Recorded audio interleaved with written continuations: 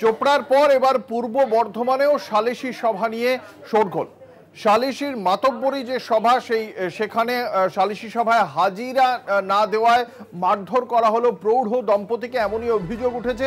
বর্ধমানের জামালপুরের ঘটনা। সালিশি সভা ডাকা হয়েছিল এবং সেই সালিশি সভায় উপস্থিত হননি প্রৌঢ় দম্পতি এবং সেই কারণেই তাদের মারধর এবং খুনের হুমকিও দেওয়া হয় বলে জানতে পারা যাচ্ছে। সেই অভিযোগের আঙুল উঠেছে তৃণমূল নেতৃত্বের বিরুদ্ধে। তৃণমূল নেতাদের অনুগামীরাই এমন মারধর করেছেন বলে অভিযোগ। ওই প্রৌঢ় দম্পতি সরাসরি চিঠি লিখেছেন মুখ্যমন্ত্রীর কাছে, এর বিচার চেয়ে চিঠি লিখেছেন তারা। তৃণমূলের যিনি অঞ্চল সভাপতি ছিলেন তাঁরই অফিসেই সালিশি সভা বসানো হয়েছিল। পরিবারের সবাইকে হাজির থাকতে নির্দেশ দেওয়া হয়, নির্দেশ দেন অঞ্চল সভাপতির অনুগামীরা।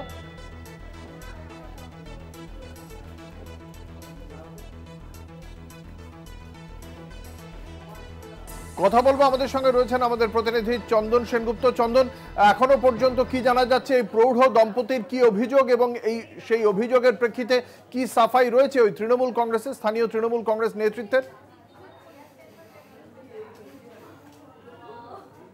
হ্যাঁ অঙ্কুর, প্রথমেই বলে রাখি এই ঘটনাটা হচ্ছে 14 তারিখ, জুনের 14 তারিখের ঘটনা।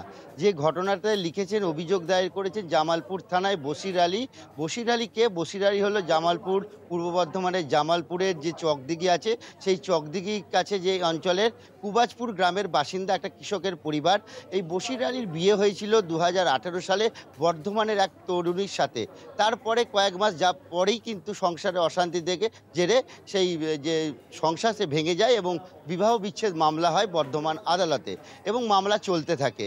গত 13 তারিখ, জুন মাসের 13 তারিখ সকালবেলায় এলাকার যে অঞ্চল সভাপতি আছে তৃণমূলের আজাদ রহমান, তার অনুগামীরা আসেন 12 জন, এসে বলে যে 14 তারিখ বিকেলবেলায় একটি সালিশি সভা হবে তৃণমূল কংগ্রেসের পার্টি অফিসে, সেখানে আপনাদের 3 জনকে থাকার উপস্থিত হওয়ার জন্য বলা হচ্ছে। এরপর তারা বলেন যে এটা আদালতের বিচারাধীন, সেই কারণে তারা যাবে না।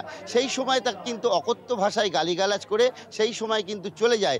সেই সময় 13 তারিখ জামালপুর থানায় লিখিতভাবে লিপিবদ্ধ করে এই অভিযোগটি বশির আলী, যে আমার বাড়িতে এসে এরকম হুমকি দিয়ে গেছে, সালিশি সভায় যদি না যায় তাহলে আমাদের মারধর করা হবে, খুনও করা হতে পারে। তারপরে কিন্তু 14 তারিখ যখন তারা সালিশি সভায় যায় না, তারপরে কিন্তু রাত্রির বেলায় বেধড়ক মারধর করে ওই আজাদ রহমানের অনুগামী 12 জন, যে সাগরেদা যে বলে অভিযোগ করছে পরিবার, তারা এসে 12 জন ব্যাপক মারধর করে। চন্দন, তুমি আমাদের সঙ্গে থাকো। চন্দন, তুমি আমাদের সঙ্গে থাকো। আমরা একবার দর্শকদের শোনাবো এই আক্রান্ত প্রৌঢ় দম্পতি, তারা এই বিষয়ে ঠিক কি অভিযোগ রয়েছে এবং তার প্রেক্ষিতে কি বক্তব্য রয়েছে তৃণমূল কংগ্রেসের, অবশ্যই আমরা শুনবো। কিন্তু তার প্রথমে শুনবো প্রৌঢ় দম্পতির কি অভিযোগ।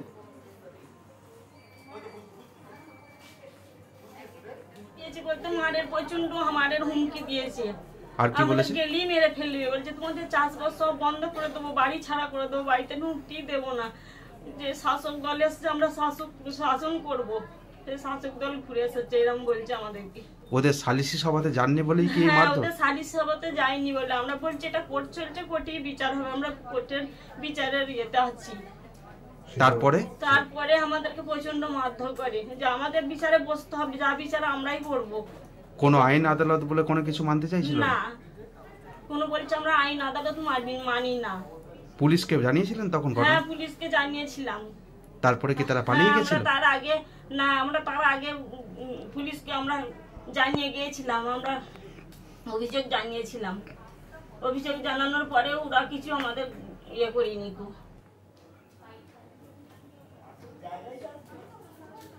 আমরা আবারও ফিরে যাব আমাদের প্রতিনিধি চন্দন সেনগুপ্তর কাছে। আমরা অভিযোগকারীদের বক্তব্য শোনালাম দর্শকদের। চন্দন, যেটা জানতে চাইবো, এই অভিযোগের প্রেক্ষিতে কি বক্তব্য স্থানীয় তৃণমূল নেতৃত্বের? স্থানীয় তৃণমূল নেতৃত্বরা যেটা বলছে যে এরকম কোনো ঘটনার খবর তারা এখনো পায়নি, তবে এরকম যদি ঘটনা ঘটে থাকে তাহলে দল কিন্তু নিশ্চয়ই ব্যবস্থা নেবে। তবে যেটা জানা যাচ্ছে যে 14 তারিখে ওই ঘটনার পর, রাত্রিবেলার পর, তারপর থেকেই যে এই যে বৃদ্ধ দম্পতি আছে এবং তার ছেলে, তারা কিন্তু বাড়ি ছাড়া, অর্থাৎ গ্রাম ছাড়া, বাড়িতে তালা মারা।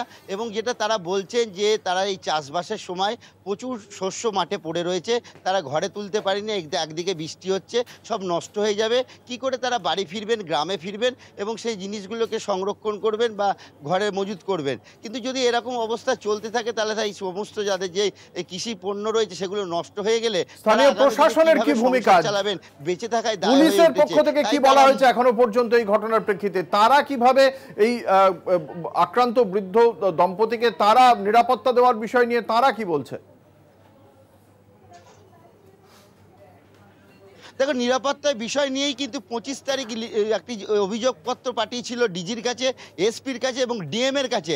তারপর থেকে এতদিন কেটে গেলেও এর কিন্তু কোনো সুরাহা পায়নি ওই দম্পতি। তার ফলেই কিন্তু বিভ্রান্তির সৃষ্টি হয়েছে, তারা আতঙ্কে ভুগছে। ওই এলাকায় রয়েছে তারা অন্য গ্রামে, কিন্তু তারা আতঙ্কিত। অঙ্কুর, বিরোধী রাজনৈতিক মহল তারা কি বলছে?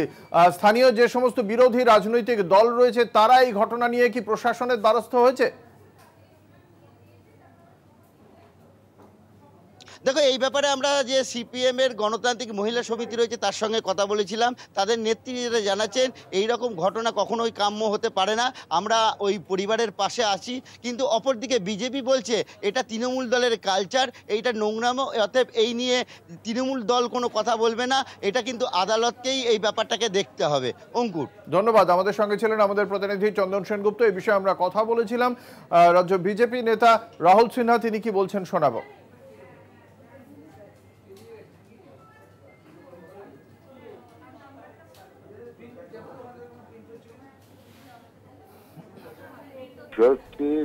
যে রাজ্যে পুলিশ প্রশাসনের কারো ভয় নেই সেই রাজ্যে এই জাতীয় দৌরাত্ম্যই চলে। আর সারা রাজ্য জুড়ে যতগুলো এই মারধরের ঘটনা ঘটেছে, গণপিটুনির নামে তৃণমূল পিটুনি চলেছে, প্রত্যেকটা ক্ষেত্রে তৃণমূল কংগ্রেসের লোক এই ঘটনা ঘটিয়েছে। অতএব শাসকই যেখানে ভক্ষকের রূপে অবতীর্ণ হয়েছে সেখানে পুলিশই কি করবে, প্রশাসনই কি করবে? সেই কারণে আমি মনে করি যে অবস্থা চারিদিকে ছড়িয়ে পড়ছে, একটা গণপিটুনি উৎসব চলছে। যদি এখনই এর রাশ না ধরা যায় ভবিষ্যতে কিন্তু আর তৃণমূল কংগ্রেস সরকারও এর রাশ ধরতে পারবে না। অতএব এখনই উচিত ওদের বিরুদ্ধে কঠোর শাস্তিমূলক ব্যবস্থা এবং দৃষ্টান্তমূলক শাস্তির ব্যবস্থা করা। নিয়ে নেব একটা ছোট্ট বিরতির পর ফিরে আসছি। দেখতে থাকুন 4টে 4 দিক।